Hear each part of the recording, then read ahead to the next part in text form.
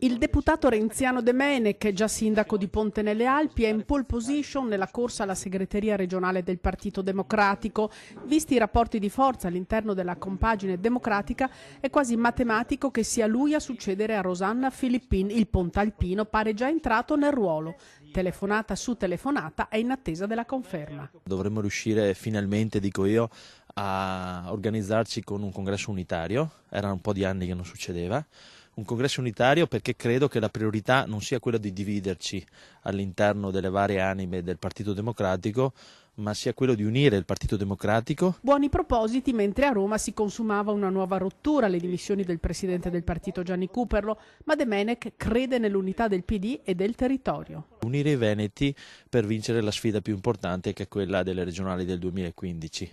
Perché questo Veneto ha bisogno veramente di un cambio diverso anche qui. Insomma, la politica non deve risolvere i problemi della politica, sarebbe un esercizio assolutamente inutile. La politica deve avere l'approccio di tentare di risolvere i problemi dei cittadini. L'incontro fra Berlusconi e Renzi, vertice fra leader politici. Noi abbiamo un'idea molto chiara rispetto alla leadership di Forza Italia, l'abbiamo sempre espressa, insomma abbiamo anche votato ultimamente, no, per la decadenza in Parlamento. Questo non vuol dire che sia compito nostro cambiare la leadership, è compito degli uomini e delle donne del centrodestra cambiare la loro leadership. Quindi se oggi a rappresentare Forza Italia c'è Berlusconi, noi dobbiamo parlare con Berlusconi se vogliamo fare la legge elettorale. E non si pensi solo alla legge elettorale. Una riforma seria del titolo quinto, l'abolizione del Senato e infine anche la legge elettorale. Sono tutti pezzi di una strategia che abbiamo in mente per cambiare veramente l'Italia. Soddisfazione per il percorso di Domenech arriva anche dalla segreteria provinciale del PD, che ricorda come questa sia la prima volta di un bellunese ai vertici del Partito Democratico Veneto.